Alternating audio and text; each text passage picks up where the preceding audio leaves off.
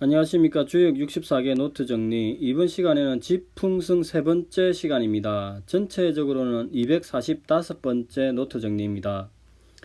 이번 시간에는 93의 승허읍, 그 다음에 64의 왕용, 형우, 기산의 그 물상에 대해서 같이 한번 살펴보겠습니다. 자, 먼저 한자 정리한 것을 계속 같이 한번 보겠습니다. 승허읍, 93 승허읍, 빈 고을로 올라간다. 상활 승허읍 무소의야. 빈 고을로 올라가면 의심할 바가 없으리라. 이렇게 이야기합니다. 자, 기본적으로 이제 효 위치를 보면은 93은 학계의 제일 위에 있죠. 그 다음에 바른 자리입니다. 그 다음에 그 상륙과 응의 관계에 있습니다. 그리고 이 권의 업은 텅텅 비어 있죠. 이렇게. 그래서 막힘이 없죠. 그래서 일반적인 설명은 승허읍, 텅 빈 곳으로 간다는 말이다. 즉 곤에 이르려면 비어있음을 상징한다고 이야기합니다. 황태영 교수님이 정치적으로 설명하시길 밀고 나가는데 장애물이 다 사라진다고 이야기합니다. 그래서 거리낌 없이 가도를 달리면 성공을 철저히 이용한다고 이야기합니다. 즉 겉보기만 외관적으로 보면은 만사가 최선의 상태인 것으로 보이지만은 이게 길한지 흉한지 길사는 그 행운의 길사는 붙어 있지 않다고 이야기합니다. 그래서 이렇게 승허읍 비어있는 읍으로 가는 거침없는 곤의 길에 막히면 이 가는 게 거침없는 성공이 오래 갈지는 궁금하다고 이야기합니다. 그래서 93의 전지는 음들의 그 전진을 막는 장애가 안 된다고 이야기하죠. 장애가 되지 않아서 쉬운 전진인데 이렇게 자기가 잘 나가니까 너무 잘 나가는 거 아닌가, 이게 미심쩍은 유인이 생기지만 시에 합치하여 시의적절하게 잘 행사하고 때를 잘 활용하면은 의심할 바가 없다고 이야기합니다. 그래서 왜 이렇게 되냐면은 93이 양강의 재질로 자기 자리에 바르게 있고 또 상륙과 응을 하게 되니까 상륙에 응이 있고 그 다음 위에 세효가 모두 음효로서 다 순종하게 되니까 이제 무인 아무도 없는 도시에 올라가는 것처럼 잘 쭉쭉 잘 나가는 상황이 있으니까 누가 맞겠는가 이렇게 이야기를 하고 있습니다. 우리가 이제 실천적으로 효를 받았을 때 그러면은 올라간다는 의미는 알겠는데 이 승허 비어있는 읍으로 간다는 이 의미의 상징성이 무엇이고 의심할 바가 없다고 이야기하는데 이 의심할 바가 없다는 게 이 승허로 올라갈 때 어떠한 연관성이 있는지를 같이 검토하면서 보아야 될 것 같습니다. 육사를 살피겠습니다. 왕용, 형우, 기산, 길, 무구. 왕이 기산에서 제사를 지내면 길하고 허물이 없다. 왕용, 형우, 기산, 순사야. 왕용, 형우, 기사는 도리에 순종함이라 이렇게 이야기합니다. 조금 다른 설명은 왕이 신중히 기산에서 제사를 올리니 길하여 허물이 없다 이렇게 이야기합니다. 이제 이 효 위치를 보면은 육사는 이제 상계로 진입을 한 상태죠. 그리고 육사는 바른 자리나 응은 없습니다. 그래서 이제 공용, 형우기산, 향우기산, 즉 기산에서 제사를 지낸 이 상황을 보면은 희창이 문왕이죠. 문왕. 덕으로서 백성을 잘 다스린 덕에 매년 기산에서 하늘에 제사를 드리면 다른 제후국 백성들이 모여들어서 길하여서 허물이 없다 이렇게 이야기합니다. 그 다음에 이제 기산은 서산이라고 이야기하는데 기주의 문왕이 있던 기산은 서산이다 이렇게 얘기합니다. 이래서 서산에서 제사를 지낸 것은 천명에 순응하여서 폭군에 있는 동정고사, 폭군 주왕의 물리측에서 동정을 유보하고 이제 남정을 떠나기 전에 올렸던 제사를 말한다고 이야기합니다. 그리고 육사는 당위이고, 그러면 이제 이 공용 향후정산, 공이 기산에서 제사를 지냈다. 이 형은 제사입니다. 팽, 삼다의 의미도 있는데 기본적으로 향후기산 제사를 지냈다는 의미인데 이 향후기산 기산에서 제사를 지낸 이 상징성이 무엇인지, 그 다음에 순사야가 어떠한 의미를 가지는 건지 이제 검토를 할 필요가 있죠. 여기에서 이제 그 향이 제사라고 이야기했고 사는 일이라고도 이야기하고 섬기다의 의미가 있는데 이게 이제 실천적으로 어떻게 해석될지는 구체적인 효를 받았을 때 조금 더 검토를 해야 될 것 같습니다. 자, 이번에 다산의 설명을 보겠습니다. 93. 승허읍, 상활 승허읍 무속의야. 사람이 살지 않는 텅 빈 읍으로 올라간다. 상활 사람이 살지 않는 텅 빈 읍으로 거침없이 올라간다고 하는 것은 의심할 바가 없기 때문이다. 이렇게 이야기합니다. 자, 이 승업의 물상을 보면은 기본적으로 이 지풍승의 본상은 이렇게 지택임에서 왔죠. 지택임에서 봤는데 지택임의 상계고는 이렇게 텅텅 비어 있죠. 그래서 추일하게 되면은 이렇게 진의 주인이 길을 올라가는데 중간에 이렇게 막힘이 없이 올라가는 거죠.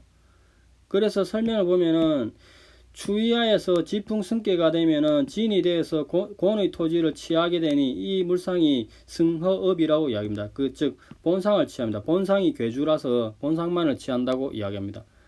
그다음 의심할 바가 없다고 이야기하는 것은 이렇게 지택임에 본계가 있으면은 본계가 추위를 하여서 이게 지풍승이 되죠. 지풍승이 되는데 여기서 효변을 하게 되면은 감의 의심이 있는데 이까지 가지 않고 본계만을 취하니까 의심을 하지 않는다. 의심할 바가 없다. 이렇게 이야기합니다. 자, 설명해 보면은 사람이 살지 않는 텅 빈 읍으로 올라갈 것이다. 상활 사람이 살지 않는 텅 빈 읍으로 거침없이 올라간다고 하면 의심할 바가 없기 때문이다. 이렇게 이야기합니다. 그 다음 육사를 살피겠습니다. 공룡 향후 기산 길 무구 상활 공룡 향후 기산 순사야. 왕이 기산에서 하늘에 제사를 지내미니 길하고 허물이 없다. 상활 왕이 기산에서 하늘에 제사를 지내는 것은 천명에 순응하고 섬기기 때문이다. 이렇게 이야기합니다. 자, 기산의 의미를 보면은 어떤 것이 두 개로 갈린 것을 기라고 이야기합니다. 그래서 산이 두 갈래로 뻗은 것을 기산이라고 이야기합니다.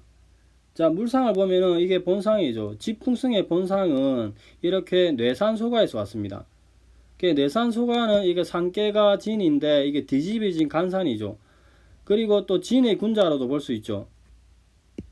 더불어 또 진의 군자로도 볼 수 있습니다. 그래서 추일하게 되면은 합계가 지풍승 손의 물상이 나오는 거죠. 그래서 진의 왕이 이제 내려와서 제사를 지낸다고 이렇게 이야기합니다. 그 이전에 기산의 물상을 계속 보면은 속각계는 본래 뒤집어진 상을 취하는데 뒤집어진 간의 산이 있어서 이걸 기산의 물상이라고 이야기합니다. 이런 상태에서 제사를 지내는 물상을 보면은 기본적으로 이제 이렇게 지풍승의 본상이 육사가 효변을 하게 되면은 이제 내풍항이 되죠. 이 내풍항은 기본적으로 지천태에서 왔습니다.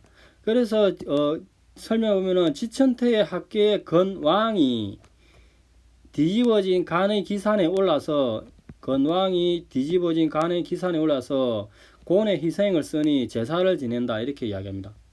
그래서 설명해보면은 내산소각계에서는 진이 내려와서 여기입니다. 내산소각계에서는 진이 내려와서 사가이로 내려와서 왕이 친히 삼가 손으로서 정결히 재개하여서 제사를 지내려고 하는데 왕이 기산에 올라서 몸소 곤의 희생을 바치니 공룡 향후 기산, 즉 왕이 기산에서 제사를 지낸다. 이렇게 이야기합니다.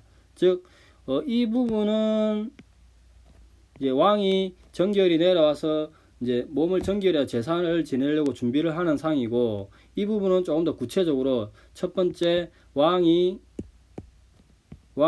뒤집어진 기산에 올라서 곤의 희생을 써서 제사를 지낸다. 이렇게 이야기합니다. 그 다음에 순사는 보면은 이렇게 내풍항, 지게의 내풍항이 되면은 이렇게 손으로서 천명이 있는 거죠. 천명이 있고 건천, 이렇게 건천이 있는 거죠. 그래서 건천이 있으니까 하늘에 대고 손으로서 천명에 순응하여서 건의 하늘에 제사를 지낸다. 이렇게 이야기합니다.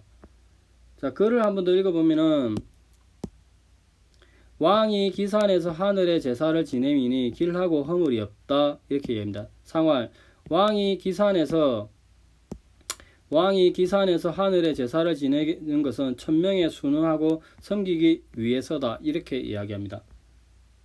자, 여기까지가 일반적인 설명이고 시간이 조금 남아서 제가 이때까지 공부한 책이 있는데 주로 많이 본 책에 대한 설명을 드리겠습니다. 예전에도 그 기초편 5번째 시간에 이 부분에 대해서 설명을 드렸는데 한 번 더 정리하는 의미에서 조금 더 말씀드리면, 시중에 다산의 그 의견을 반영한 책과 반영하지 않은 책으로 양분이 됩니다.